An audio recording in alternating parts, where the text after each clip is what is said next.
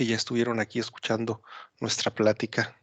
Ah, Una maestra, amiga, por supuesto. Muchísimas gracias por estar aquí, Celia, impulsora, referencia para todos los trabajos que tienen que ver con la historia del periodismo, de la prensa, de la cultura impresa, de la violencia contra periodistas, que ha sido también un tema que desde hace ya más de 10 años ha estado trabajando la doctora Celia del Palacio. Y bueno, pues me voy a permitir leer una semblanza. La doctora Celia del Palacio es investigadora del Centro de Estudios de la Cultura y la Comunicación de la Universidad Veracruzana. Es doctora en Historia por la Universidad Nacional Autónoma de México, miembro del Sistema Nacional de Investigadores Nivel 3, miembro de la Academia Mexicana de la Ciencia, miembro del PEN Club Internacional. Sus intereses de investigación es la historia de la prensa, esfera pública, cultura impresa en México, historia cultural y medios de comunicación actuales. Y sus líneas de investigación son identidad, cultura, comunicación y poder. Ella ha sido Premio Nacional de Periodismo en el año 2010 por los suplementos sobre historia de la prensa en México para la revista Zócalo, presidenta fundadora de la Red de Historiadores de la Prensa en Iberoamérica. En el año 2020, el Centro María Sibila Merian de Estudios Latinoamericanos Avanzados, CALAS por sus siglas en inglés, le otorgó una beca para desarrollar la investigación Precariedades y Violencias, las múltiples crisis de los periodistas en América Latina hoy, propuestas desde los márgenes. El Consejo Veracruzano de Investigación Científica y Desarrollo Tecnológico la reconoció con el Premio Estatal de Ciencia y Tecnología 2021 en el área de ciencias sociales. Se ha dedicado al estudio de la prensa y periodismo en las regiones de México desde hace 30 años, así como las relaciones entre ficción e historia.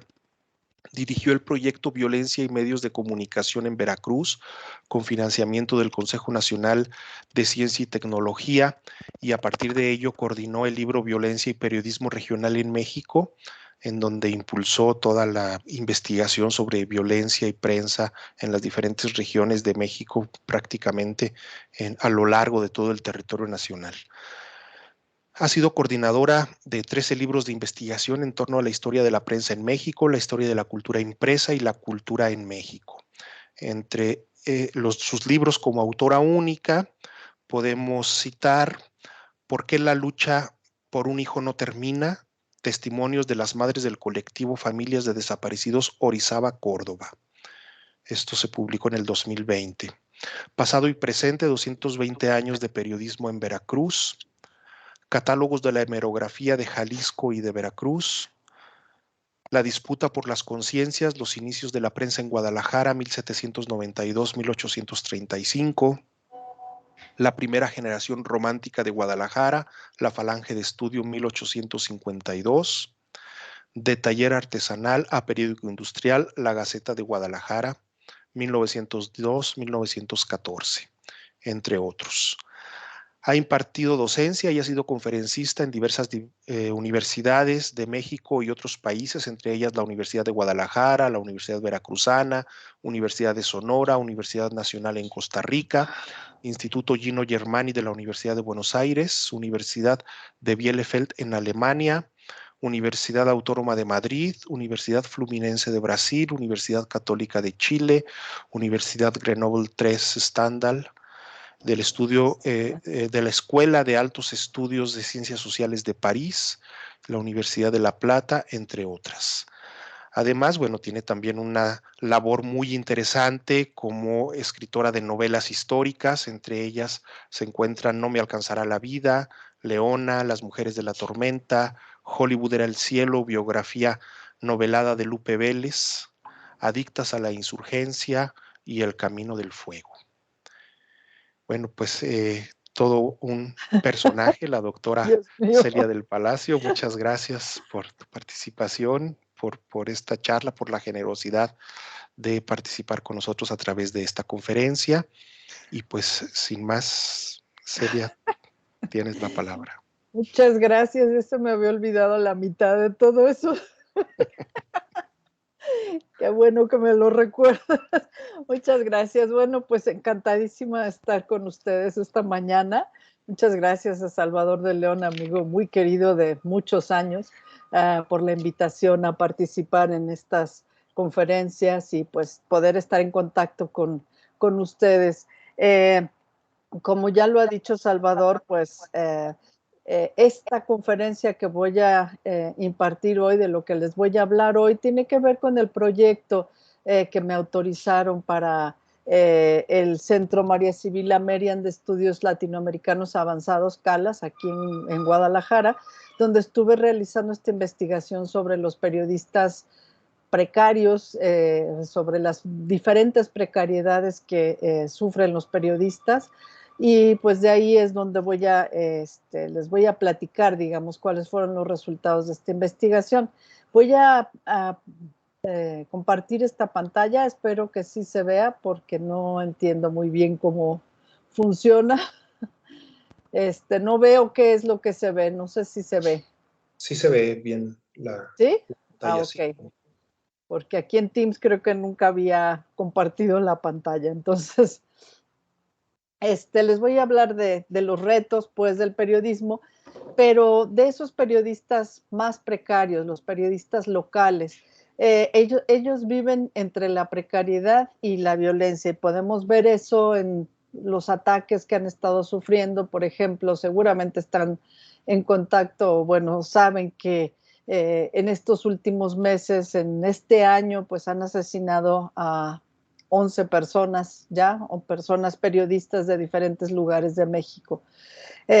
Y pues es algo de lo que tenemos que hablar, tenemos que estar conscientes, puesto que es fundamental la labor de estos periodistas para en un país democrático, y su labor pues es muy importante para tener nosotros derecho a estar informados con una información plural. Eh, y pues se está vulnerando también el derecho el derecho a la libertad de expresión de ellos, de nosotros, y el derecho a la información de todos nosotros. Y parece que no estamos muy conscientes de esto.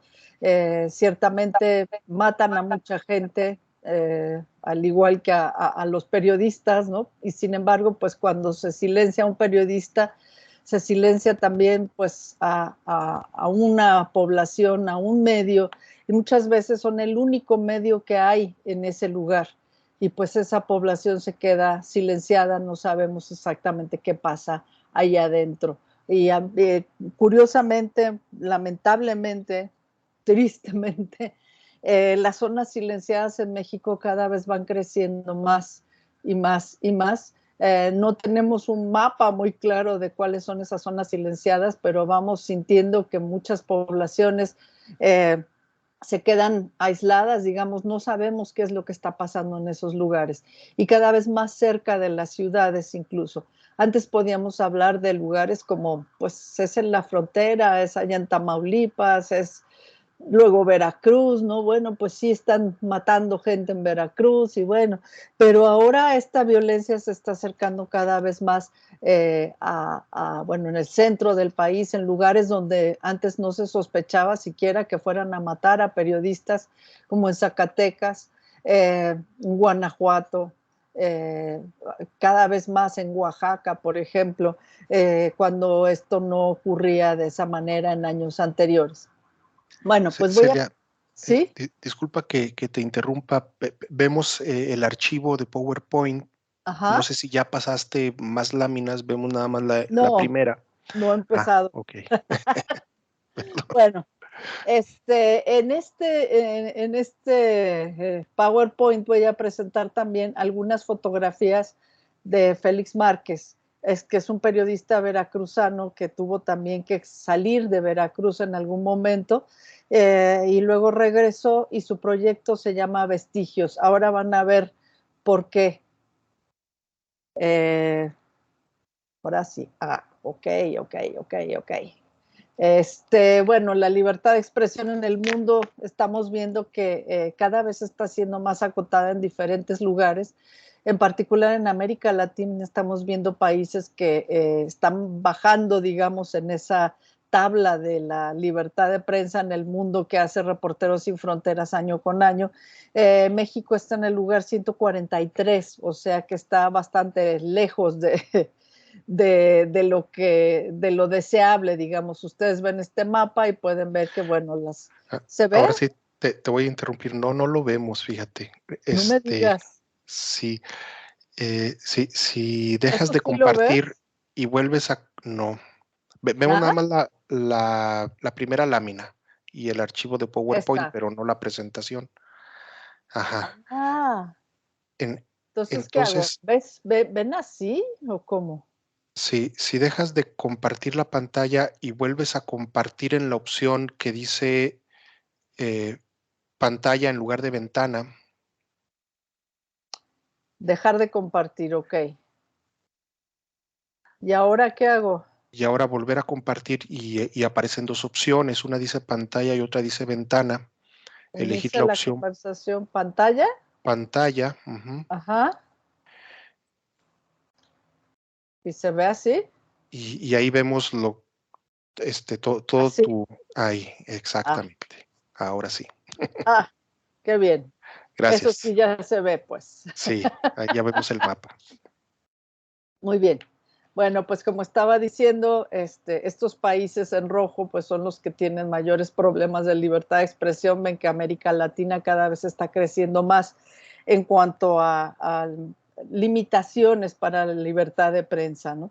Se toman varios factores en cuenta para hacer este mapa, pero uno de ellos, pues, es la agresión directa contra los periodistas. Otra es la capacidad de llegar, digamos, por ejemplo, el Internet a los ciudadanos. Otra es la pluralidad, el pluralismo de los medios, digamos, si hay suficientes medios plurales en ese país. ¿Cómo se llama? Si hay mucha, si hay mucha concentración de medios, por ejemplo, también es un factor muy importante si no hay, digamos, diferentes dueños de medios, diversidad, etcétera. Por ejemplo, por eso Cuba está aquí incluso en negro, ¿no? Porque aunque ahí no han matado periodistas o los crímenes contra periodistas no son un problema fundamental, tienen otros que, pues sí hay una gravísima limitación a la libertad de prensa en Cuba, pero no necesariamente la violencia así homicida, digamos. Por eso muchas personas de pronto se preguntan por qué Cuba este, la tenemos aquí en negro. Sin embargo, pues es por esas razones. En fin, México tiene el lugar 143, que está bastante bajo en esa tabla. Eh, Sabemos que en 2018 México era el país más mortífero y en 2020 llegó a ser el más mortífero, que en ese momento había 5 asesinatos, más que Afganistán o que Siria. Pero bueno, ahora en el 22 ya tenemos 11 asesinatos ya para abril, ¿no? Este mapa llegó hasta abril del 2022. Todos estos mapas que yo estoy mostrando, pues la verdad es que son especies de fotografías así instantáneas de ese momento y que no son pues muy representativos en el largo plazo. Aquí llegué hasta abril del 2022 y aún así ya Veracruz hay 8 personas asesinadas, ¿no? Ya no son esas 6 que yo contabilicé, entonces es realmente muy frustrante, muy triste estar dando cuenta de un fenómeno que todos los días está cambiando para peor, ¿no? Y que no se ve cuándo va a terminar. Eh, Lamentablemente, pues tengo que compartir con ustedes esta frustración, ¿no? En fin, ahí vemos el número de asesinatos por entidad federativa y vemos que Veracruz sigue estando en los primeros lugares de agresiones homicidas a periodistas, ahora incluso con más.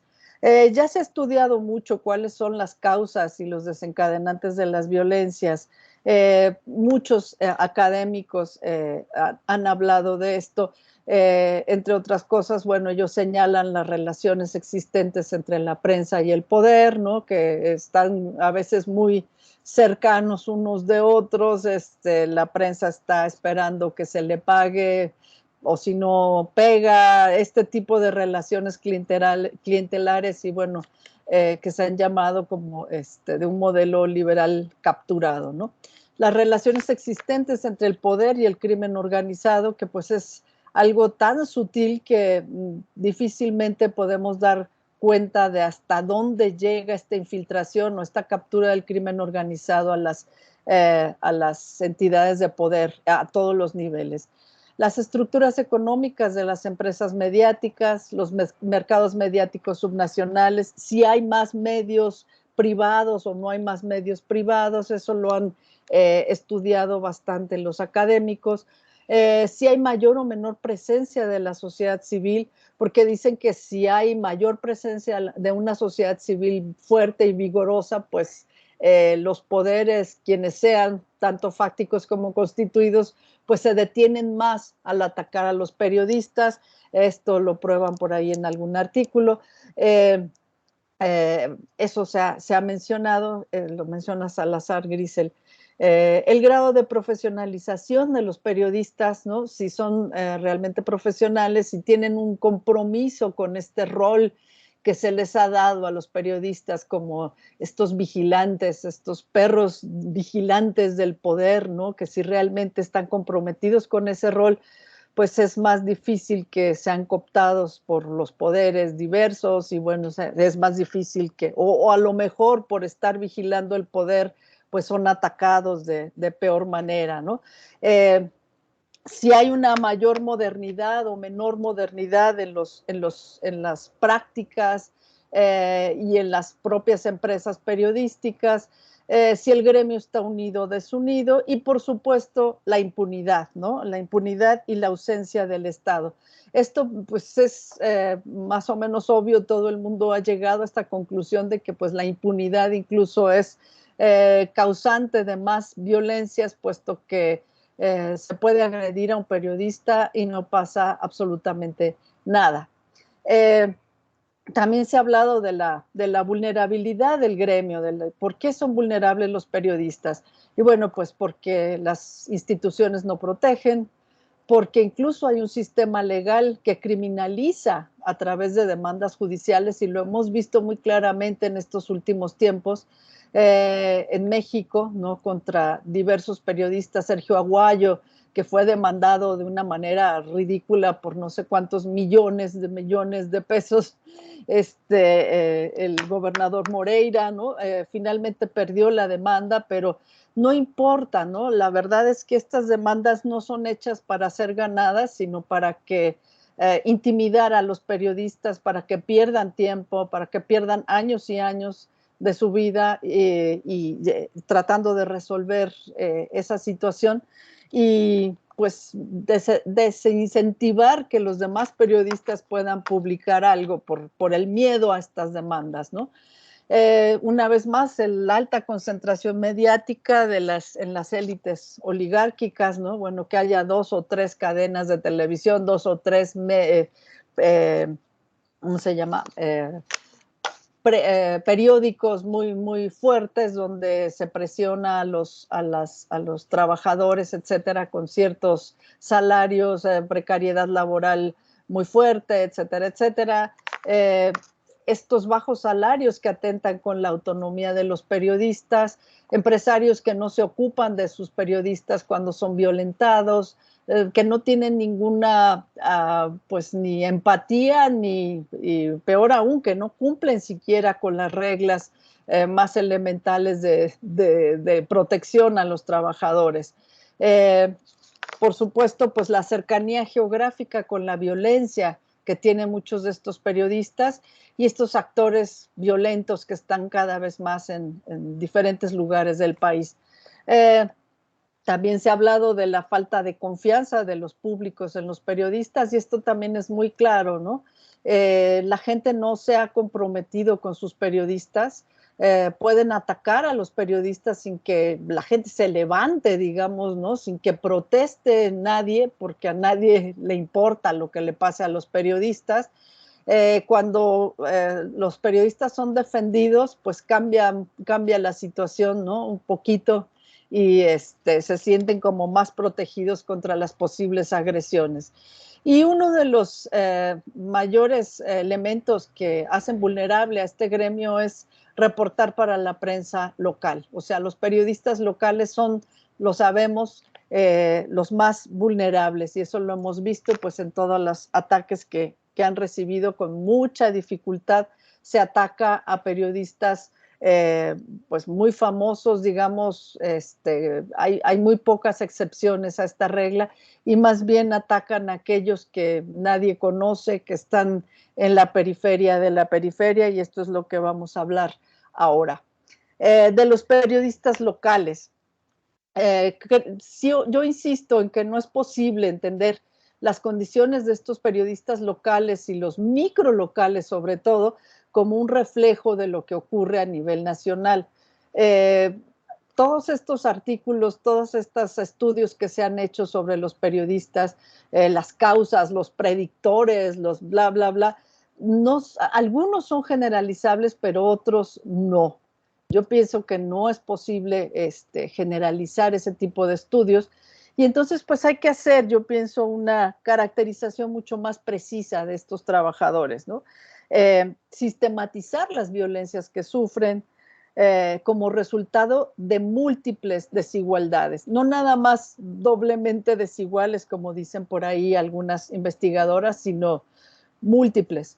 Y bueno, aquí está la primera fotografía de Félix Márquez. Este es el gafete de prensa de Gabriel Uge, que es uno de los periodistas asesinados en Veracruz. Y él quiso hacer este proyecto Vestigios con los objetos de algunos periodistas asesinados, sus compañeros periodistas asesinados en Veracruz, y de una manera así como tipo forense, ¿no? Donde el objeto sea el único que hable, y pues podemos ahí ver, entrever de alguna manera las condiciones de los trabajadores, y esto es lo que quiero mostrar aquí. Bueno, viven múltiples desigualdades, ¿no? Que afectan en general a todos los trabajadores, porque estamos viviendo pues una precarización general del trabajo, y sobre todo en América Latina. Y bueno, desigualdades en América Latina en relación con otros lugares del mundo. Los periodistas en América Latina no son iguales que los periodistas en Noruega o en Dinamarca o en Inglaterra, etcétera, ¿no? Hay también desigualdades en cuanto al ingreso personal en cada país, en cada región, la situación económica adentro de cada región, dentro de cada país, desigualdades además de las ciudades alejadas con relación a las grandes ciudades.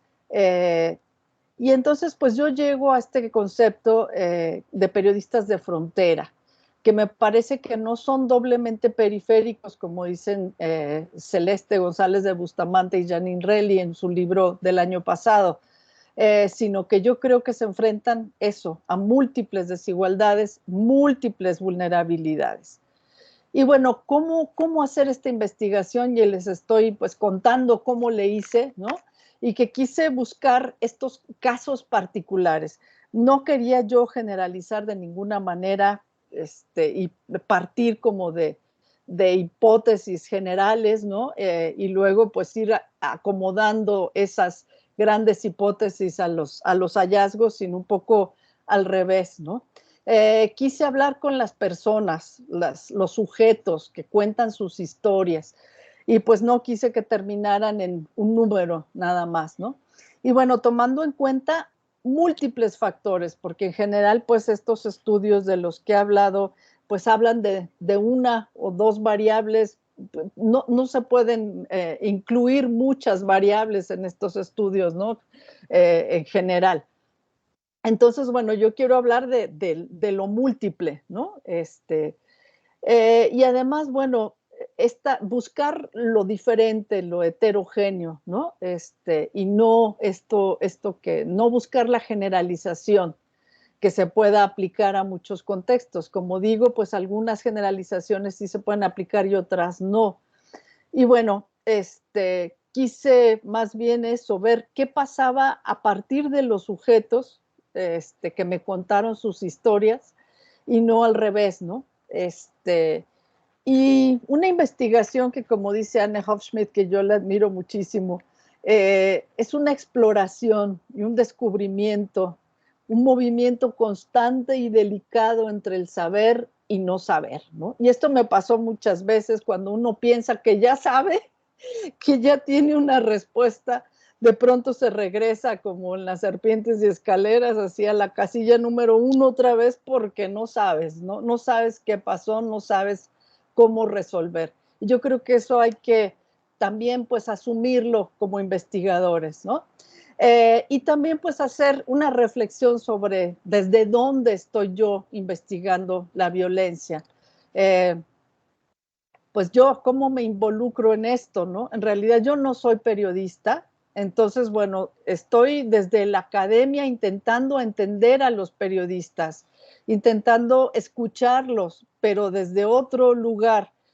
Por más que intente, por más que yo pretenda como entenderlo perfectamente, pues va a haber ciertos momentos, ciertas partes de lo que me cuentan que yo me voy a quedar afuera de algún modo, ¿no? Es como mirar a un abismo y asomarse y a veces no se puede llegar a entender qué es lo que realmente está pasando allá adentro, ¿no? Entonces tengo que confiar en lo que me están diciendo, pero también saber que no todo lo que me están diciendo es completamente cierto.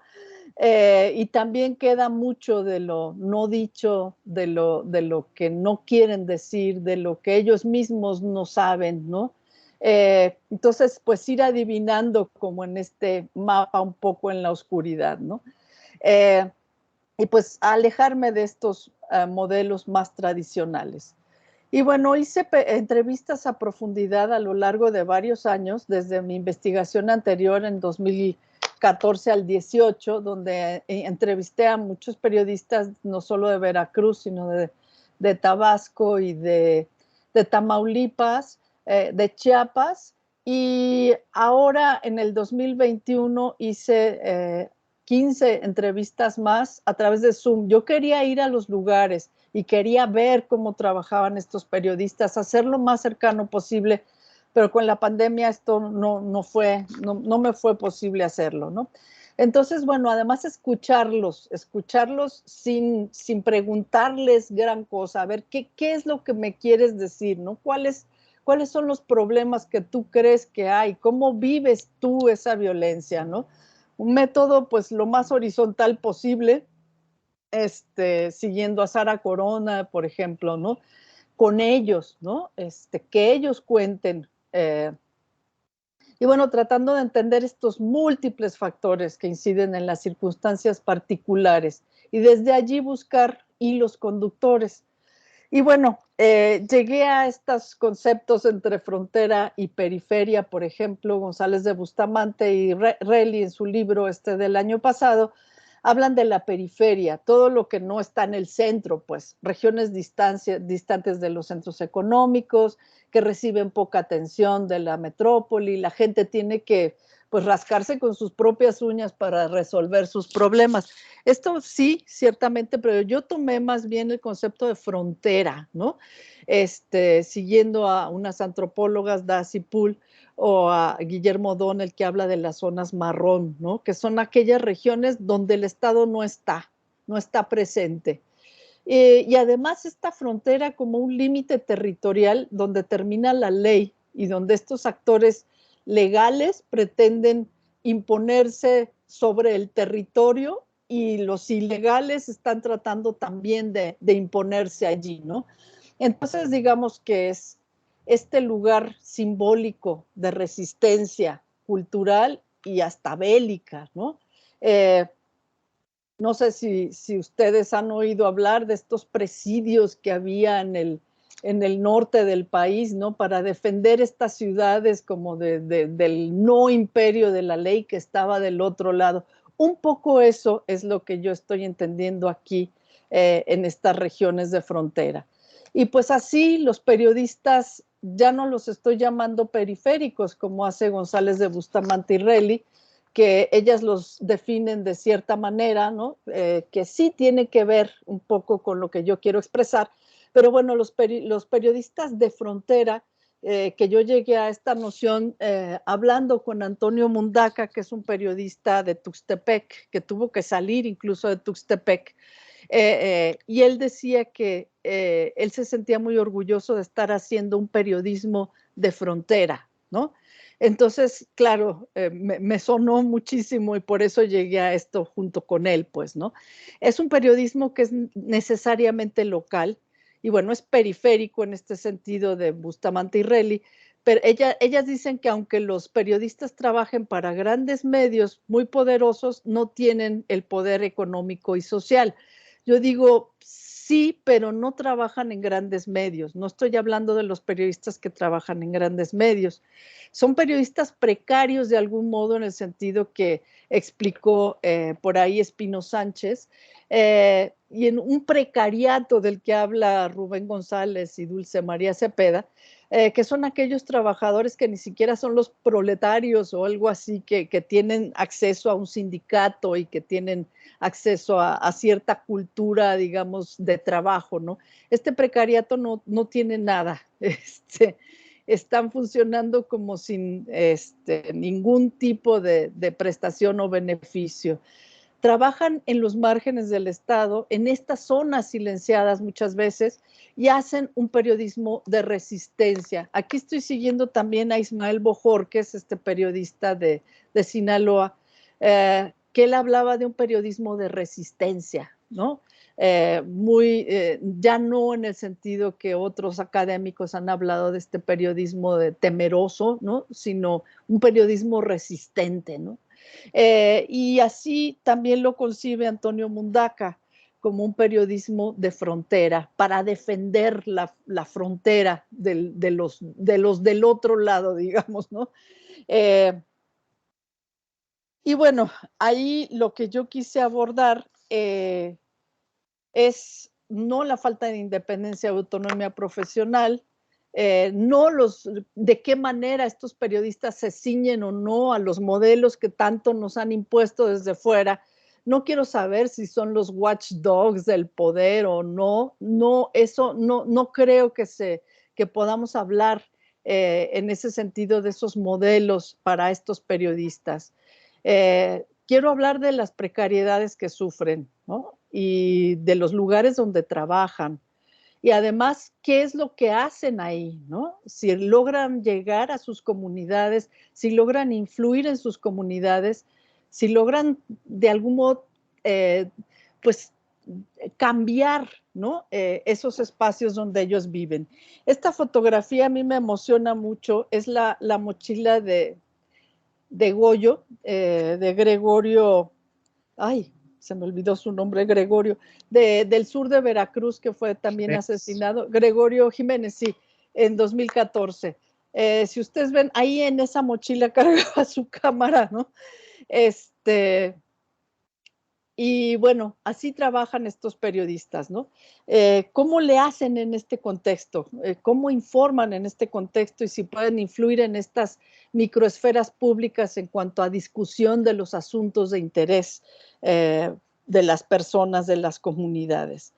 Eh, y por eso hablo aquí está Gregorio Jiménez, por eso hablo de las desigualdades múltiples, ¿no? Que tienen estas personas. No son doblemente desiguales, son múltiplemente desiguales, ¿no? Las educativas, muchos no tienen ni la primaria terminada, no hicieron ningún estudio, ¿no? Apenas saben escribir y sin embargo están tratando de publicar sus medios. Por supuesto, desigualdades laborales, ¿no? Porque no pueden acceder a mejores empleos con esa no capacitación, con tantas limitaciones, pues por supuesto que no pueden acceder a un medio mejor, ni mucho menos, a un medio de mayor prestigio, pues no, es lo que puedan hacer y donde los contraten, o si no, pues contratarse a sí mismos, ¿no? Eh, Desigualdades económicas, por supuesto, en salario, en la capacidad económica que ellos puedan tener, en los recursos materiales, como están viendo allí la cámara también que usó Gregorio, ¿no? Ven, no tiene disparador, usaba ahí, tiene un palito ahí adentro, ¿no? Así andaban sacando las fotografías. Este, entonces, bueno, ¿qué recursos materiales tienen? Conectividad, por supuesto, muchos de ellos no tienen ni internet, no podíamos llegar hasta ellos, no los podía yo entrevistar porque no hay manera de que los entrevistes, no tienen las conexiones, ¿no? Las diferentes condiciones de producción de sus medios. Y esto me lleva incluso hasta el siglo XIX, ¿no? Aquellos periodistas que eran también los editores, los impresores, los repartidores, todo hacían ellos mismos, ¿no? Y pues muchos de ellos siguen viviendo y siguen trabajando de esta manera. Y por supuesto las condiciones contextuales. Es el riesgo de vivir junto al agresor, ¿no? A veces son vecinos de los malandros, ¿no? Fueron con ellos a la escuela, fueron con ellos a la primaria, ¿no? Se conocen perfectamente bien. Muchos de ellos incluso tienen estas relaciones peligrosas con las cuales pues no es posible, a veces ni podemos saber, ¿no? Qué pasa en estos pequeños mundos locales. Y pues también hay una diferencia, una desigualdad muy grande de acceso a la justicia o a mecanismos de protección. Muchos de ellos ni siquiera saben que existen estos mecanismos. Otros están tan lejos que, bueno, para llegar a la cabecera municipal tienen que caminar o irse a ver cómo varias horas, etcétera. Entonces esto es como impensable, es algo fuera de su horizonte, ¿no? Y por supuesto desigualdades según la edad, según el género, atraviesan, digamos, a todas las demás, pero están también e inciden en esto. Entonces, yo me voy por el reparto inequitativo del riesgo conforme a estas desigualdades. Y ahí sí voy a estar, digamos, un poco en contra de lo que escribieron Salvador y Víctor Hugo Reina en cuanto a que hay un riesgo equitativo, ¿no? Que puede pasarle a cualquier persona que sí, bueno, nos puede dar COVID a todos, pero si tenemos mayores recursos, pues algunos vamos a ir a un mejor hospital y otros se van a morir en su casa porque no tienen el acceso a la salud, por ejemplo, ¿no? Claro, nos puede caer un meteorito a todos y nos vamos a morir, sí es verdad, ¿no? Pero hay otros que sí tienen mayor riesgo, ¿no? Y como lo estamos viendo aquí, los periodistas locales tienen un mayor riesgo de ser asesinados que aquellos que están trabajando pues en un gran medio, en una gran ciudad, etcétera, aunque también haya un riesgo, pero hay un reparto inequitativo, ¿no? Siguiendo a Rosana Reguillo y siguiendo a Boaventura de Sousa, que han hablado mucho de este tipo de desigualdades y riesgos, ¿no?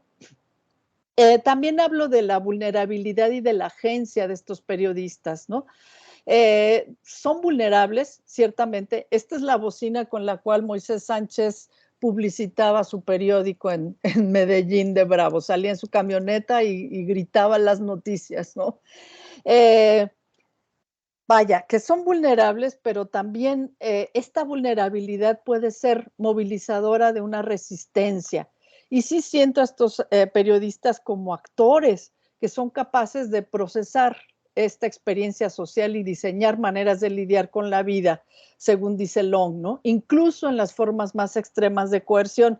Y es verdad porque esto me lo estaban contando, ¿no? Me lo contaron y pues cómo sobrevivían en esas condiciones, pues había que ver, ¿no? Estoy pensando en dos tipos de periodistas de frontera. Los periodistas más precarios, que son además los resilientes, que los puedo llamar así de resilientes, y los periodistas combativos. Este es el periodiquito de Moisés Sánchez, La Unión. Después logró imprimirlo, pero los primeros números eran así, eran escritos a mano con dibujitos que él mismo hacía y ya desde entonces estaba él hablando de que estaba siendo amenazado por actores políticos de la región. Bueno, estos periodistas, los precarios, yo pienso que en ellos se exacerban todas estas desigualdades. Son los que no fueron ni a primaria, son los que están en una población tan lejana que ni siquiera pueden llegar a ningún lado. Y muchas veces pueden ser funcionales al poder porque tienen que sobrevivir, vaya. Me gusta, siento que no podemos pensar en estos periodistas como estos guardianes siempre de la democracia y vigilantes del poder, sino que a veces no tienen otra opción sino sobrevivir, ¿no? Y ya bastante hacen conseguir sacando el periódico y muchas veces pues son funcionales al poder, a los poderes que los logran pues poner en paz, ¿no? No los callan, pero entonces pues son funcionales a ellos. Es muy difícil tener acceso a estos periodistas porque justamente están viviendo en estos lugares, allá en la montaña de Guerrero, en la montaña de Oaxaca, y muchas veces no hay manera de comunicarse directamente con ellos. Los otros, estos son además los que tienen más edad y los que no han podido salir casi nunca de su lugar de origen y que no tienen, digamos, como otros horizontes culturales, no tienen mayor capital cultural. Los periodistas combativos viven en poblaciones un poco más grandes, son más jóvenes, tienen más estudios, tienen más herramientas con que defenderse y son los que presentan una resistencia más fuerte ante los ataques de los poderes. Viven en poblaciones ligeramente más grandes entonces y se han unido para resistir, ¿no? Muchos de ellos han logrado salir con becas, han logrado conseguir, no sé, estudios en la capital del estado, por ejemplo. Algunos regresan, otros no. Y bueno, están dispuestos, digamos, a defender su lugar, ¿no? A defenderlo de diferentes maneras, publicando un periodismo crítico, un periodismo más cercano a la gente. Y el impacto en las comunidades, los periodistas me contaron historias de cambio que a lo mejor son pequeñas en las comunidades, pero que sí influyeron en la vida cotidiana de las personas y sí cambiaron algunas cosas. El mismo Antonio Mundaca, el que les hablaba de Tuxtepec, Oaxaca, pues él hablaba de su medio que le puso el muro, curiosamente. Tuxtepec es una población que está en la frontera entre Oaxaca y Veracruz. Y aunque está a 200 kilómetros más o menos de la capital de Oaxaca, pues a la gente de Oaxaca no le importa lo que pasa en Tuxtepec. Y a la gente de Veracruz tampoco le importa lo que pasa en Tuxtepec. Entonces, digamos, están aislados de algún modo, aunque estén en el camino, en una carretera importante y que haya tránsito comercial por ahí, etcétera, etcétera. Y sin embargo, estos periodistas críticos pensaron que había que defender su lugar, poner un muro a los delincuentes que estaban en ese momento del otro lado, en Veracruz. Finalmente, pues no lograron detener, digamos, esta avalancha del crimen organizado, pero desde fuera siguen combatiendo, ¿no? Victoria Santiago, también de Aguadulce, en el sur de Veracruz, ella contó historias maravillosas de cómo la gente le empezó a contar sus problemas, su vida, etcétera. Y la gente se empezó a ver, ¿no? Dice, es que la gente no veía cuán mal estaba hasta que se vieron reflejados en el periódico. Y entonces, bueno, pues la gente la cuidaba, ¿no? Ella recibió varias amenazas del anterior presidente municipal, pero ella siguió haciendo un seguimiento muy importante de la labor del presidente municipal, la labor corrupta, digamos, del presidente, y pues ella dice que de alguna manera su labor periodística logró que ese partido no pudiera ganar las elecciones en la siguiente elección, ¿no? Porque pues simplemente la gente se fue enterando de todas las corruptelas que había con ese ayuntamiento y pues ya no votaron por ese partido, ¿no? Lamentablemente pues el siguiente presidente municipal fue peor y ella tuvo que salir de la población, y ya no hubo quien defendiera, digamos, allí.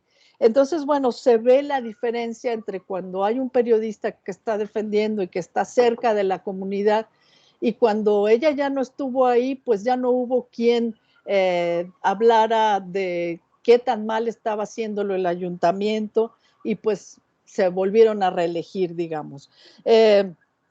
Hay muchos otros periodistas que me contaron su experiencia en Chihuahua, en Oaxaca, ¿no? De cómo la gente pues responde al periodista cuando ellos se acercan a la gente. En Guerrero, por ejemplo, un periodista me hablaba de que era muy importante mantener la cultura, las culturas de Guerrero, ¿no? Y que él iba a las comunidades y hablaba de la cultura local, ¿no? Y que eso la gente se lo agradecía muchísimo y él era reconocido en muchos lugares simplemente por su voz y por acercarse, digamos, a las culturas locales. Entonces, bueno, esta es una gran diferencia con las regiones donde los periódicos han dejado de circular, cuando las radios han sido silenciadas, mucho en las montañas de Guerrero, por ejemplo, o en otras zonas como Chilapa en Guerrero, y pues van creciendo estas zonas de silencio. Incluso en Jalisco, una periodista de Jalisco me hablaba de cómo han ido creciendo las zonas silenciadas en las montañas del sur, por ejemplo, o en los límites con Zacatecas eh, con Zacatecas, básicamente. Eh, entonces, bueno, ¿cuáles son los retos ante los mecanismos que no protegen, ¿no? Una multiplicidad de leyes locales y federales que no se corresponden, ¿no? Y sobre todo un sistema de justicia que no opera, ¿no? No hay ninguna voluntad de que el sistema de justicia funcione. Ya no es que necesitemos más leyes o más mecanismos o más, sino una voluntad política de que funcione el sistema judicial, ¿no? Que entre lo corrupto y lo permeado por los otros poderes, etcétera, etcétera, pues estamos muy lejos de llegar a la justicia.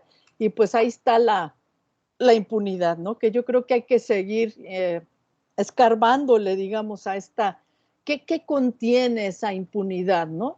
¿Qué es lo que no está funcionando? ¿Qué están haciendo los periodistas ante esta situación?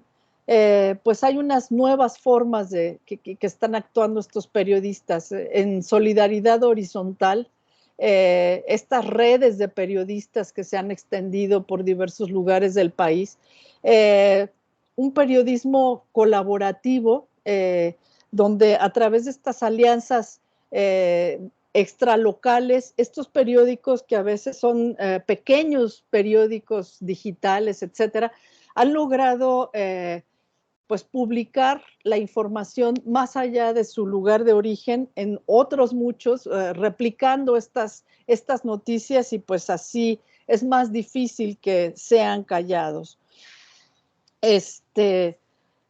Y bueno, también estas alianzas extralocales para hacer un periodismo de investigación, y hay varios ejemplos en Quinto Elemento, Conectas, que ha logrado que se hagan pues diversas investigaciones, acciones de resistencia que cada vez son más fuertes, como las protestas, hay marchas, memoriales, y sobre todo otro modo de hacer en contra de los modelos foráneos, ¿no? Un periodista de Oaxaca que a mí me conmovió mucho y me gustó mucho lo que me dijo es cómo habían logrado ellos sobrevivir con sus propios, con su medio que él tiene allí en Oaxaca, pero también en consonancia o en red, ¿no? Haciendo este periodismo colaborativo con otros periódicos pequeños igual. Decía, bueno, es que nos tenemos que unir los pequeños, porque a los grandes no les interesamos, no les importamos, no le importamos a nadie, ¿no? Entonces, más vale unirnos así horizontalmente, incorporando pues elementos de la cultura local, ¿no? Y me hablaba del tequio. el tequio, que es una forma, digamos, que viene desde las culturas prehispánicas, y que está muy presente en Oaxaca, que es esta acción de dar, ¿no? Y que es pues dar, compartir la fotografía, compartir la nota, compartir, que va en contra totalmente de esta manera de hacer periodismo que exalta al periodista, el grandote, el máximo, el único, el más maravilloso que llega primero y que da la nota y que no sé qué. Acá no, acá es te doy, te comparto, te esto, te el otro, ¿no? La guelaguetza, que es estar juntos, digamos, que estar unidos, ¿no? Y celebrar unidos, y estar unidos, y la asamblea, que es consultar con otros, ¿no? Que son formas, pues, indígenas, son formas muy tradicionales que siguen operando en diversos lugares del país y que, bueno, adaptadas al periodismo, a mí me pareció muy conmovedor que este periodista me hablara de esa manera de hacer periodismo que rompe completamente con los modelos externos. Y por supuesto uno podría pensar que pues para agrupaciones pues totalmente capitalistas, modernísimas, etcétera, etcétera, pues estas formas de hacer periodismo son inoperantes y no, pues no, son hasta ridículas, podría pensarse, ¿no? Y sin embargo, pues creo que hay mucho que aprenderle a estos periodistas que están tratando de sobrevivir en estos espacios tan, tan, tan adversos. Bueno, aquí vemos una de las protestas, una fotografía que a mí me gusta mucho en Jalapa, que fue tomada, me parece que en el 2014, 2015, ¿no? 2015, de las protestas que se han hecho, que al principio eran muy chiquitas y luego empezaron a ser más grandes. Estas acciones de resistencia en la plaza principal de Jalapa, Veracruz, la Plaza Lerdo, fue cambiado su nombre por Plaza Regina y se puso una placa y pues la quitaron, ¿no? Javier Duarte la quitó y la volvieron a poner y otra vez se las volvieron a quitar y finalmente la quitaron, ¿no? Y bueno, pues aquí está un mapa de la Alianza de Medios con esta red de periodistas que están tratando de moverse en otra dirección desde las periferias. A pesar de que, bueno, la red de periodistas de a pie es un esfuerzo muy importante que se lleva a cabo pues, a partir del centro del país, ¿no? Pero que ha logrado como diversificarse y entender y unir a los diversos medios en muchos lugares. Y bueno, pues eso es todo. ¿Cómo haremos para dejar de compartir? Esto es lo que yo les puedo comentar de mi trabajo. Ya, dejar de compartir. Muchas gracias, Celia, por esta charla en donde realmente se renueva, ¿no? Los elementos que hay que considerar para el análisis de estas violencias múltiples, como bien lo mencionas, en contra de los periodistas locales, que efectivamente son los que resienten más esta escalada de violencia y lamentablemente pues vemos que casi que cada semana amanecemos con una noticia de un nuevo periodista asesinado. Ahora el Día de las Madres, precisamente dos chicas de Veracruz, que fueron las que comentas, que se agregan a esta estadística que nos presentabas al principio, bastante lamentable y pues que es necesario pues seguir atendiendo la problemática y ver qué es lo que podemos hacer desde la academia, cómo apoyar a este tema. Pues para nuestros asistentes, nuestros invitados, abrimos el micrófono para que ya sea a través del chat o tomando la palabra de preferencia, puedan hacer alguna pregunta o comentarios con respecto a lo que nos ha presentado la doctora Celia del Palacio. Adelante, si alguien tuviera preguntas, comentarios.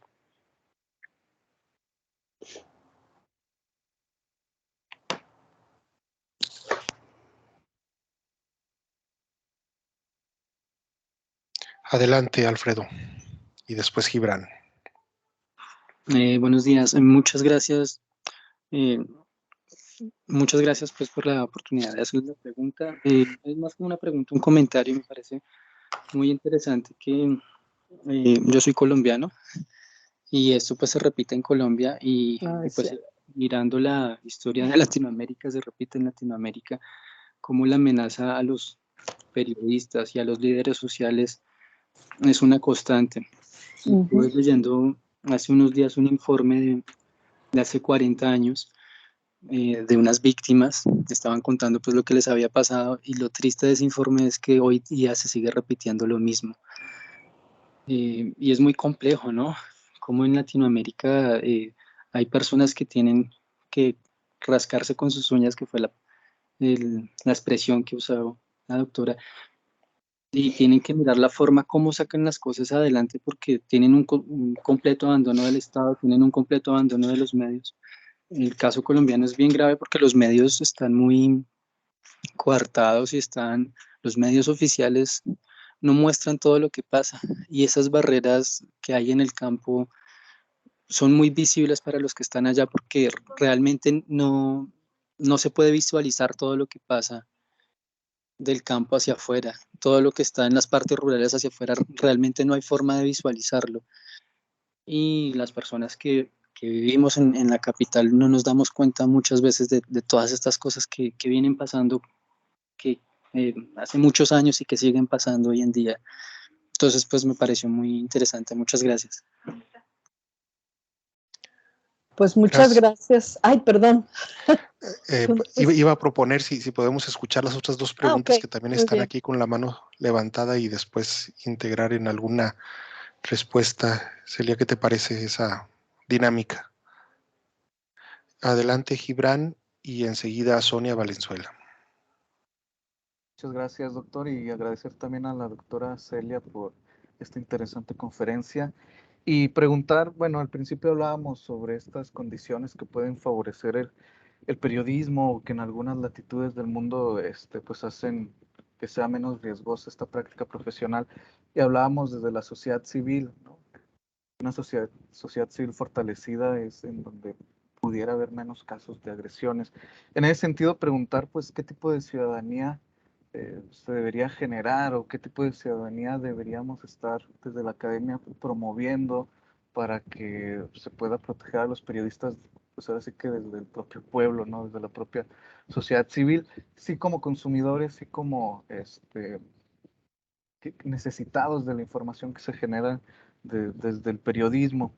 Y en ese sentido también ligarlo con el modelo de negocio de los medios, ¿no? O sea, porque hay algunos medios de comunicación quizás grandes o estos grandes corporativos que se manejan por suscripciones individuales como para tratar de manejar un poco más de libertad, porque en la mayoría de los casos el modelo principal pues es la publicidad gubernamental o la publicidad oficial, ¿no?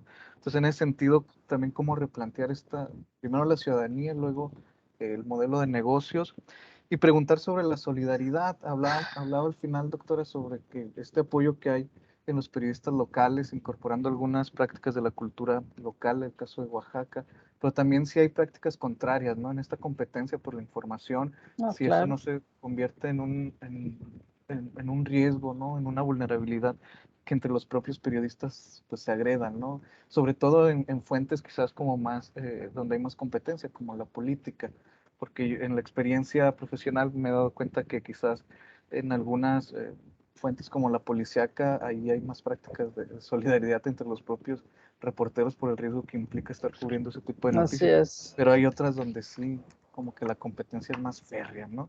Y pues esas serían como estas tres cuestiones que lanzaría. Muchas gracias.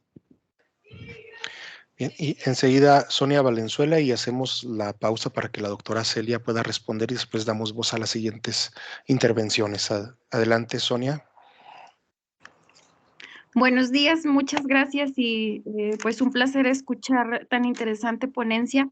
Aquí en Zacatecas estamos buscando un mecanismo de protección, estamos justo en negociación con los diputados y también observábamos que dentro de los periodistas más desprotegidos se encuentran los de municipios, los de localidades. Quisiera saber si dentro de esta investigación que se realizó, ¿existe alguna propuesta para que los mecanismos de protección lleguen con mayor eficiencia a los locales? Porque nosotros habíamos pensado quizás que a lo mejor cada ministerio público tuviera pues algún agente especializado, pero al momento en el que, por ejemplo, algunos compañeros han solicitado mecanismos de protección, ni siquiera están capacitados los policías ministeriales, Así existe es. solamente personal muy pequeño. Entonces dijimos, pues sería imposible que en los 58 municipios tuvieran algo así. No sé si a nivel nacional o dentro de sus experiencias exista pues algo exitoso para poder llegar a estos mecanismos a mayor rapidez. Nos pasó hace apenas unas semanas con un compañero de Valparaíso, balearon su casa y tardaron hasta 12 horas en llegar en el Ministerio Público, y nosotros también no nos enteramos porque a veces pues ni siquiera nos conocemos entre todos, somos un estado bastante grande. Esa sería la pregunta. Muchas gracias por sus preguntas. Adelante, doctora Celia. ¿Sabes? Pues da para otra conferencia. Ay, bueno, sobre Colombia, muchísimas gracias. Sí, ciertamente, incluso esta investigación también tuve que investigar un poco sobre el resto de América Latina, y sí se repiten exactamente estas mismas prácticas o estas mismas vulnerabilidades en otras zonas de frontera en América Latina, ¿no? En particular estas fronteras en Paraguay, ¿no? En esta triple frontera de Paraguay por donde pasan sustancias ilegales y hay una ausencia de Estado bastante considerable. Pues ahí los periodistas, se habla incluso, Mariana Di Mayo la entrevisté y me hablaba de una mexicanización del periodismo en esa frontera de Paraguay, ¿no? Entonces, híjole, qué fama estamos agarrando, ¿no? Pero sí, justamente es ahí donde no llega el Estado y los periodistas empiezan con estas prácticas incluso corruptas, páginas de Facebook que cobran por publicidad a los políticos y a actores locales, etcétera, etcétera. Y bueno, se ponen en riesgo de muchas otras maneras, ¿no? En Colombia, bueno, hay una avanzadísima investigación, mucho más que aquí, en torno a las vulnerabilidades de los periodistas y a las zonas silenciadas. Y también hay como más soluciones que han logrado dar a esto, por lo menos así me lo parece desde fuera, tengo que ir a ver en algún momento, ¿no? Pero bueno, tienen una cartografía bastante grande. Ahora estaba buscando el nombre del proyecto, pero no lo encuentro así a primera vista.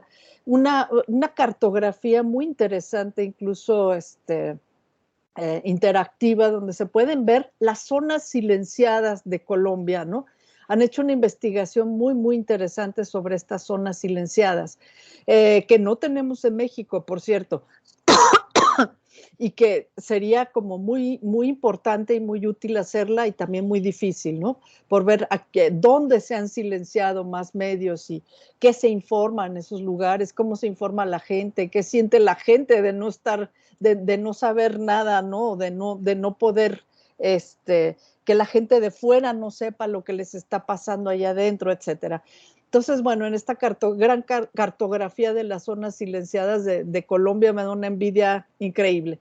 Y también hay otra iniciativa en Colombia que me pareció muy interesante, que se llama Redes sobre Ruedas, que van directamente ahí con camionetas y con un equipo ahí a capacitar a los periodistas más precarios a las zonas, pues zonas de peligro de alguna manera, pero que pues han logrado que los periodistas se capaciten para informar de otra manera, ¿no? Con estas caravanas o camioncitos, digo, qué envidia, ojalá que pudiéramos hacer una cosa parecida aquí, ¿no?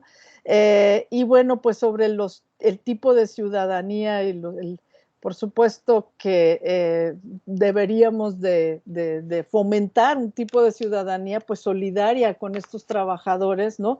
Y informada, por supuesto, y bueno, pues ahí hay un círculo vicioso, porque cómo se va a informar la ciudadanía si quedan menos medios cada vez y menos periodistas, o en estos lugares de los que yo he hablado, pues hay una versión única de las cosas, ¿no?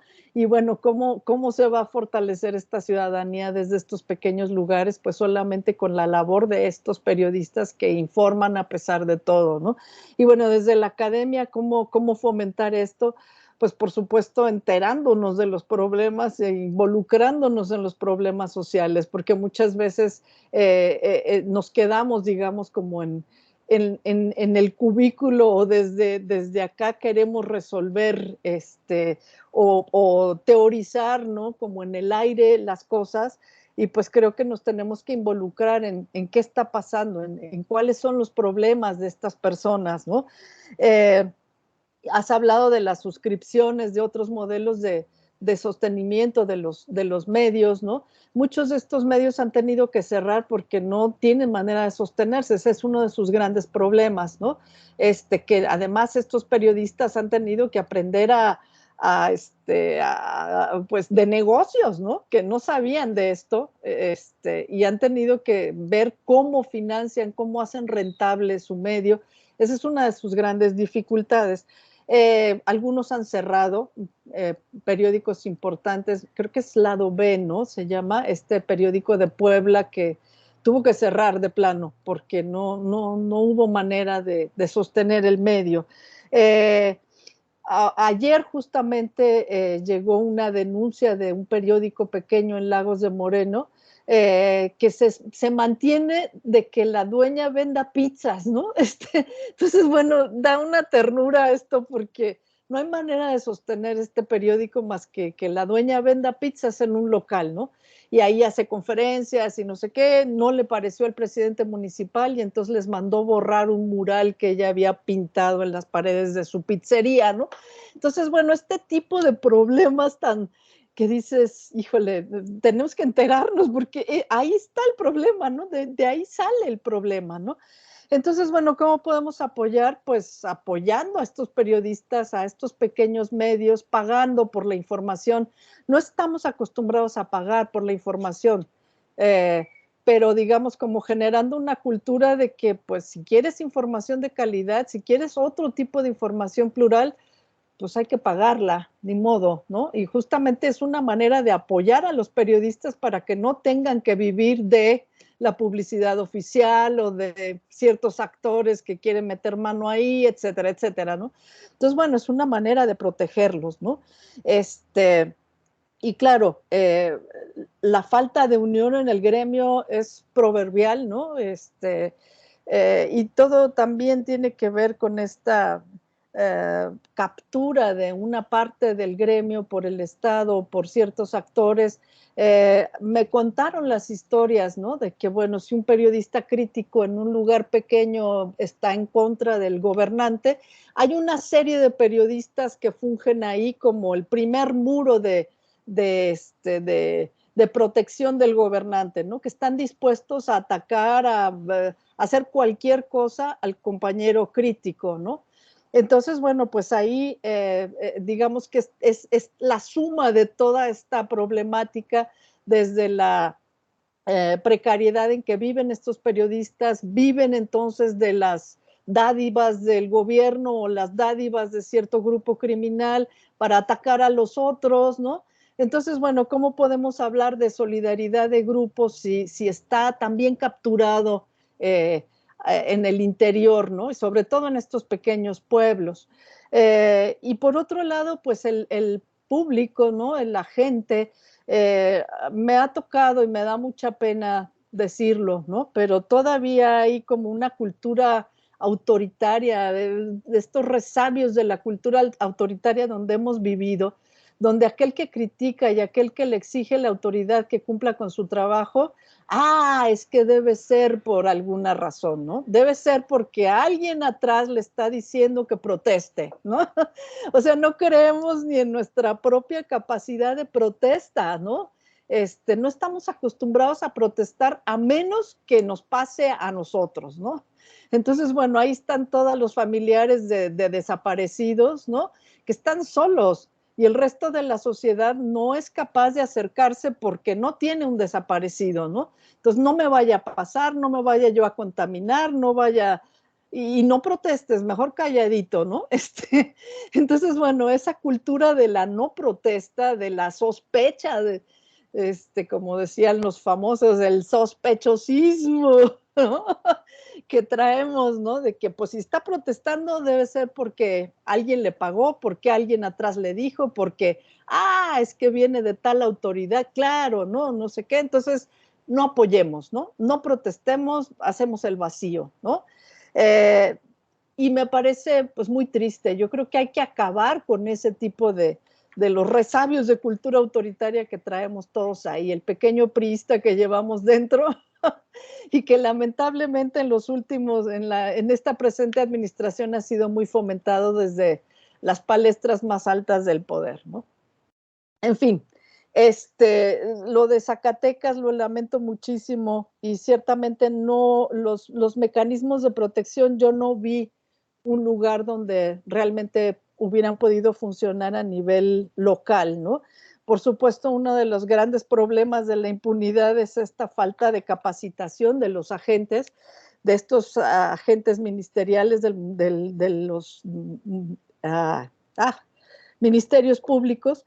Y por supuesto, también no podemos obviar que en esta cercanía, en esta localidad, digamos, muchas veces se pone a los propios policías que han agredido a cuidar a los periodistas, ¿no?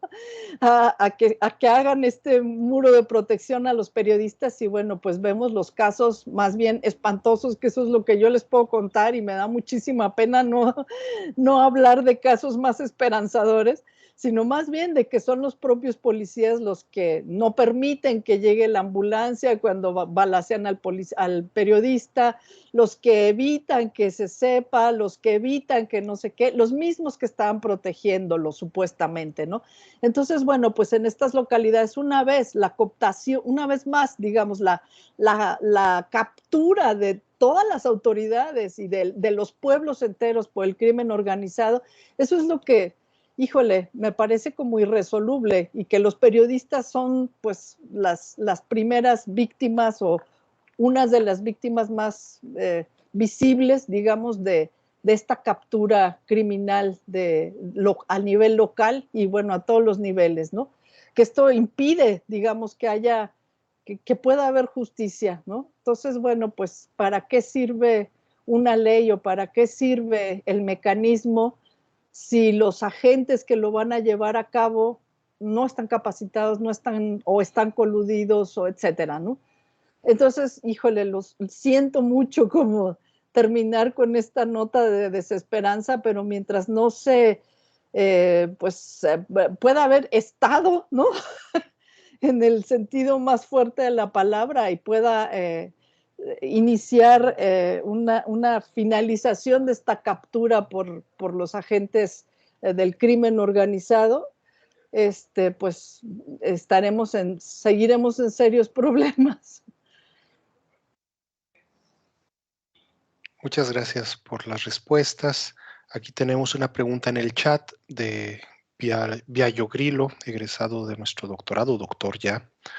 En su trabajo horizontal, ¿cuál es el sentir de estos periodistas de frontera que expresan respecto a la academia? Nos han dicho bastante, ¿verdad, Celia? ¿Y qué es lo que se espera de nosotros, los investigadores? Y estaba también levantada la mano de Ichel al inicio. No sé si Ichel quiere hacer tu pregunta. Adelante. Gracias, doctor. Gracias, doctora. Bueno, pues creo que hay efectivamente, pues hay como muchos temas respecto a las zonas del silencio.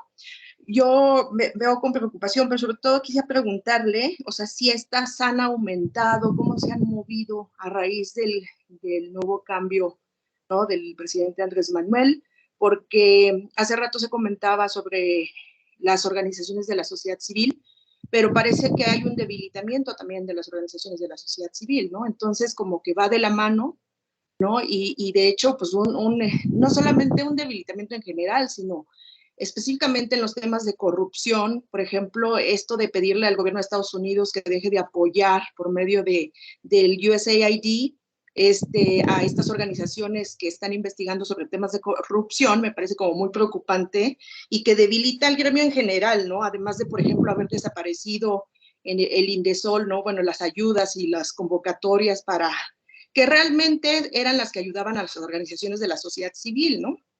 O sea, incluso que las mantenían vivas, ¿no? De hecho, hay estos estudios de las organizaciones civiles, viven o mueren, ¿no? Y mucho tiene que ver con el presupuesto. Entonces, pues ahí es preocupante. Y saber cómo estas zonas del silencio han crecido o cómo se han movido, ¿no? Y por otro lado, específicamente, por ejemplo, en Tamaulipas, donde había estas zonas de silencio, pues ahí qué ha pasado, ¿no? Porque ahí parece que ha habido una recuperación, ¿no? De la seguridad. Y entonces, me parece así un poco insólito, no está tan claro cómo fue eso, ¿no? Y menos de la mano de Cabeza de Vaca, pero bueno, ahí sí nos puede decir algo al respecto, pues esa es una de mis preguntas. La otra es en relación con las organizaciones de los periodistas no visibilizados, ¿no? De los que estamos hablando, que tratan temas específicamente de corrupción. Ahí, ¿qué comentarios puede hacer? Porque me parece que ese es uno de los riesgos más grandes, pero además no va solo, me parece que va amarrado ahí con muchos temas que tienen que ver con el narcotráfico. Entonces, ahora sí, ¿qué ideas nos puede dar cómo va la cosa ahí en los temas de corrupción? Y básicamente eso. Gracias.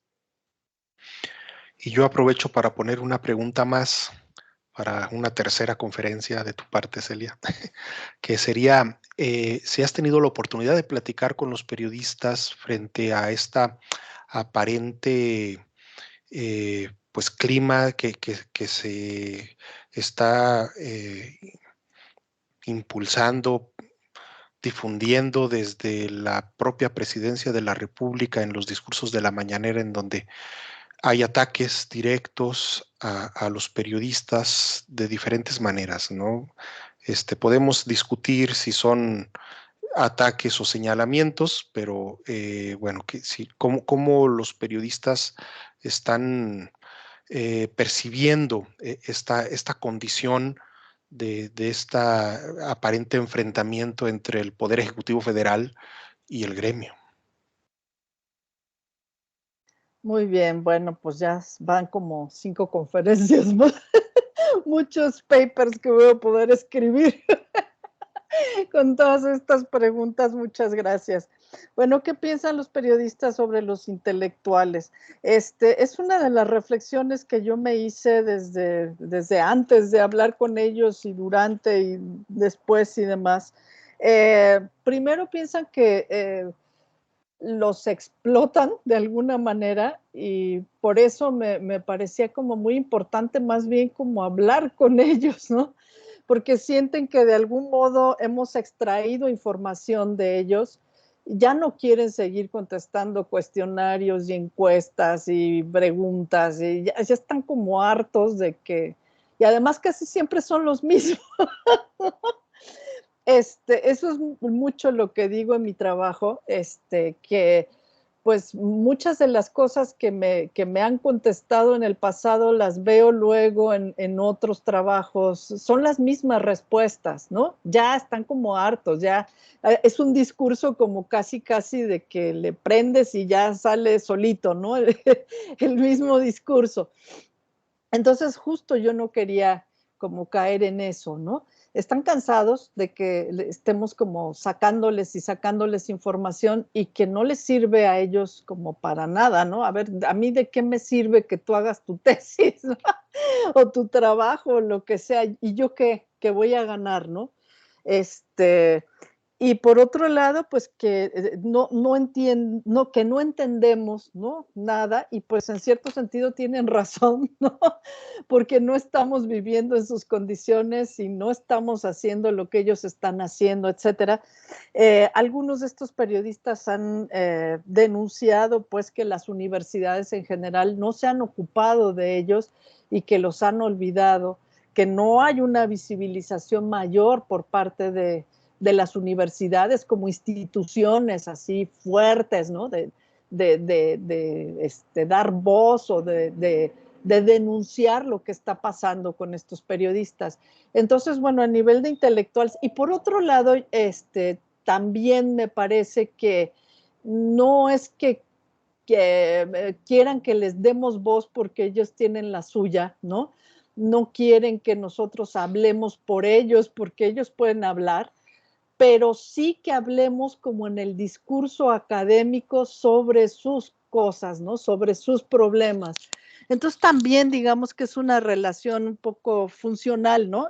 En el sentido de que, pues sí quieren ser visibilizados, ¿no? Y una vez que empiezan a hablar, pues siguen hablando, o sea, sí quieren hablar, sí quieren decir, quieren desahogarse, quieren contar sus cosas y que sienten que a lo mejor en la academia nosotros tenemos como acceso a, y sí, pues tenemos acceso a otras tribunas, a otros espacios donde vamos a poder lograr que se conozca mejor lo que les pasa, ¿no? O las versiones que ellos nos quieren dar de lo que les pasa, porque a veces también es así, ¿no? Entonces, bueno, no me dicen nada más allá de que sí, y otra vez, ¿no? No queremos más preguntas, pero sí me ha pasado que bla, bla, bla, bla, bla, ¿no? Algunos de ellos no han aceptado las entrevistas, entonces, bueno, más bien hay que ver lo que queda entre líneas más que lo que ellos puedan decir. Y pues sí, han dicho eso, que las universidades los han abandonado de alguna manera, ¿no? Ixchel, que sí ha habido cambios en estas zonas de silencio, sí ha habido cambios, y no ha tenido que ver con las administraciones federales necesariamente. Estamos viendo incluso que pues las administraciones federales e incluso estatales, los cambios en los gobiernos no son necesariamente, digamos, no influyen de una manera decisiva en estas violencias contra los periodistas. Siguen ocurriendo estas violencias, estamos viendo que no porque llegue un presidente nuevo o un gobernador nuevo cambian las cosas necesariamente. Sino que también como son estas violencias a nivel más bien local y regional y que tiene que ver con espacios donde varios estados están influidos, tiene que ver más bien con los caciques locales que cambian de partido, pero que siguen ellos estando en el poder. Grandes familias que están ahí desde hace años y años y años, y primero por el PRD, luego por el PT, luego por Morena, y ahí están, ahí siguen. Y siguen teniendo el poder y siguen influyendo en qué se hace, a quién se calla y a quién sí se apoya, ¿no? Y cómo se ha movido, digamos, también el crimen organizado a lo largo del país para luchar por ciertos territorios, luchas por el poder, y así como se ha movido, no necesariamente tiene que ver con el grupo que controle, sino más bien ese grupo cómo se lleva con los periodistas, si logra cooptarlos, captarlos, o si no lo logra, y si llega el grupo contrario y empieza a disputarse la plaza y entonces también coopta a los periodistas, etcétera. Si hay una lucha de ese tipo, entonces ahí ya tenemos problemas, ¿no? Entonces, bueno, depende mucho de la movilidad de estos grupos del crimen organizado, ¿no? Que no tiene que ver con los gobiernos. A veces sí, si el gobernador permite o no permite ese tipo de intrusiones de estos grupos, etcétera, o cuáles son las relaciones de los gobernadores o de los caciques locales con estos grupos, pues también eso va a tener que ver. Pero va cambiando de una manera muy rápida. Lo que en un momento no era un problema, luego sí lo es, como en Colima, por ejemplo. Está matando gente de una manera impresionante. No ha matado periodistas, pero sí ha matado muchas personas.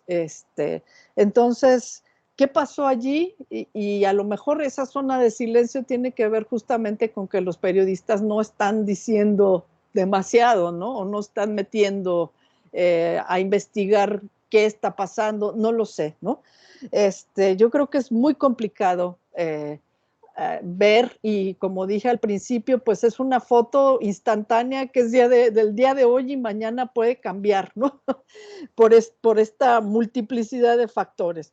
Y sí hay un debilitamiento de la sociedad civil, en efecto, y sí hay una como culpabilización y una estigmatización de la sociedad civil, de los grupos de la sociedad civil en general, que también hay muchos tipos, ¿no? No es como la sociedad civil monolítica, ¿no?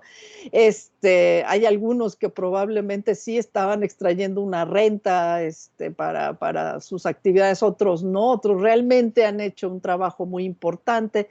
Es fundamental que sigan existiendo los grupos diversos de la sociedad civil, etcétera, pero esta estigmatización sí ha pegado muy fuerte y sí retirar todo tipo de apoyos a la sociedad civil ha sido muy, muy funesto, ¿no? En esta administración en particular. Y pues por supuesto que eso también debilita, digamos, al espacio cívico en general, no nada más a la libertad de expresión, ¿no? Y pues sí, se refleja también en lo que pasa con los periodistas.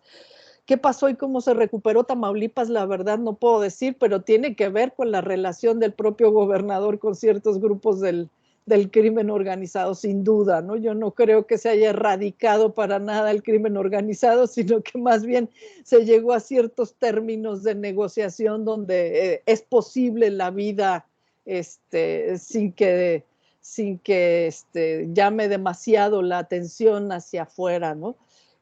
Habría que ver, habría que preguntarle a los investigadores y a los periodistas de ese estado qué pasó después, ¿no? Porque tenemos como esta visión del silenciamiento de todo el estado, que yo no creo que haya mejorado mucho, digamos, lo que se puede publicar o lo que no se puede publicar, pero por lo menos, digamos, no están matando a la gente así de la manera en que estaba ocurriendo antes, ¿no? Habría que ver, la verdad no te puedo decir, ¿no?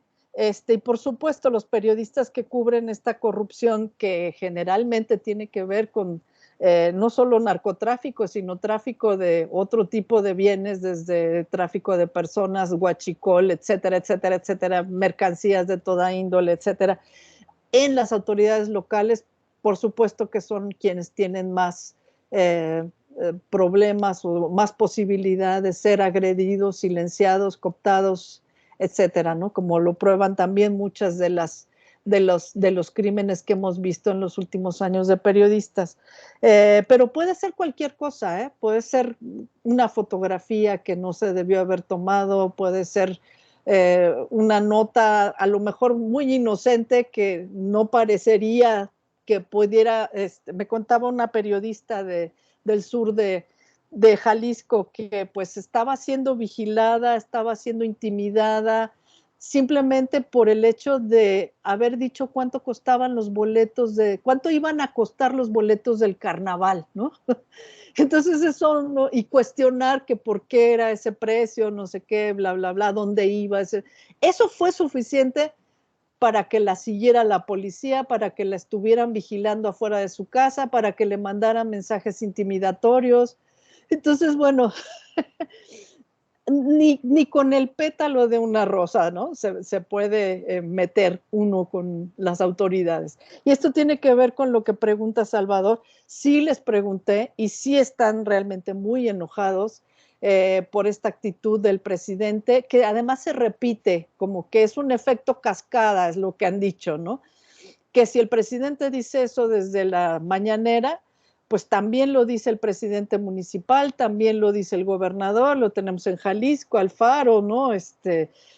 Que atacó a varios periodistas desde la tribuna ahí, diciendo que, bueno, lo mismo, exactamente lo mismo, ¿no? Que los periodistas iban a reventarle su reunión, una periodista de la Universidad de Guadalajara, ¿no? Y hasta el presidente municipal del pueblo más pequeño repite esto, porque le sirve, ¿no? Le es funcional, entonces, bueno, el discurso es el mismo, ¿no? Ese está comprado, ese está no sé qué, ese está con los adversarios, no sé cuánto. O sea, las mismas palabras que uno puede dar el seguimiento a ese discurso hasta el último de los poblados, ¿no? Donde estos periodistas pues también se sienten vulnerables y vulnerados, ¿no? Por este discurso que va más allá de las autoridades, la gente lo repite, ¿no? Y esto es sumamente grave. porque eso crea un clima de confrontación constante, ¿no? Que pues además de los otros riesgos, pues ahí está como ese factor de vulnerabilidad extra, ¿no? Y pues eso es todo lo que puedo decir. Que es Seguiremos mucho. informando. Sí. Que es mucho, mucho. Y bueno, yo quiero aquí hacer notar cómo toda esta trayectoria que has tenido a lo largo de estar abordando esta temática durante tanto tiempo, pues se refleja en este conocimiento que has podido construir, pero además también en este compromiso, ¿no? Yo me acuerdo y también me gustaría resaltarlo, como tú lo has dicho en algunas ocasiones, venías de una orientación de estudiar la historia del periodismo, la historia de la prensa, y llegas a Veracruz y te topas con este gran problema de los asesinatos de periodistas, que además Veracruz ha sido y sigue siendo la entrada al infierno para los periodistas, ¿no? Creo que tenemos aquí otra pregunta en el chat, es el agradecimiento de Ichel. ¿Alguna otra pregunta, compañeros, compañeras que nos acompañan en esta charla?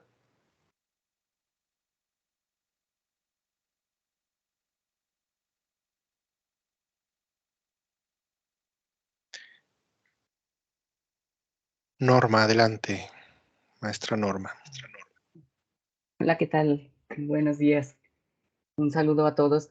Bueno, yo nada más quiero dar una felicitación a la doctora Celia, porque además de este tema tan interesante y tan vigente que es la cuestión de la violencia contra los periodistas, simplemente pues el asesinato de estos dos periodistas en los últimos días en Veracruz, me parece que la charla además también aporta mucho para la investigación en términos de tu postura como investigadora, señalando, no soy periodista, pero me gusta y me interesa investigar sobre los periodistas, sobre estas violencias que están sufriendo, estas redes de periodistas que se están formando pues en el gremio y demás. Y yo creo que este tipo de jornadas también aporta mucho para nuestros posgrados, porque precisamente nos indica cómo se procede en la investigación. No tenemos que ser periodistas para hacer trabajos de investigación sobre periodismo, por ejemplo, y también, bueno, la postura sobre qué autores, con cuáles autores concuerdo, con cuáles no, cómo hice el trabajo de campo y las ventajas, las limitaciones incluso que se llevan a cabo a lo largo de un trabajo de investigación, me parece que es muy ilustrativo pues para quienes están estudiando un posgrado en nuestra universidad, bueno, y en cualquier otra. Muchas gracias, felicidades. Gracias. Muchas gracias, Norma. Pues muchas gracias, Celia, por esta participación. Creo que nos abres la mirada frente al tema, pero también, como bien lo comentaba la maestra Norma, de cómo hacer la investigación, cómo acercarse con respeto a nuestros participantes, mal llamados, me parece, sujetos de estudio, pues más bien son nuestros participantes quienes también nos ayudan a conocer en este proceso de hacer investigación. Y pues tenemos preparada una constancia por tu participación en nuestras jornadas. Voy a dar lectura. Muchas gracias. El doctorado en estudios socioculturales y la maestría en investigaciones sociales y humanísticas otorgan la presente constancia a la doctora Celia del Palacio Montiel por impartir la conferencia Retos del periodismo en México entre la precariedad y la violencia, la invisibilidad de los periodistas locales, en el marco de las 9ª jornadas académicas del posgrado en Ciencias Sociales y Humanidades de la Universidad Autónoma de Aguascalientes, Celumen Proferre, Aguascalientes, a 12 de mayo del 2022, y lleva las firmas de la doctora María Eugenia Patiño López, secretaria técnica de la Maestría en Investigaciones Sociales y Humanísticas, y un servidor, secretario técnico del doctorado en Estudios Socioculturales. Muchísimas gracias, Celia, por la generosidad y bueno, pues con todo el afecto también que varios de los compañeros te tenemos aquí en Aguascalientes. Muchísimas gracias por tu Muchas charla. gracias. Muchas gracias a ustedes. Muchas gracias. Fue un gusto platicar.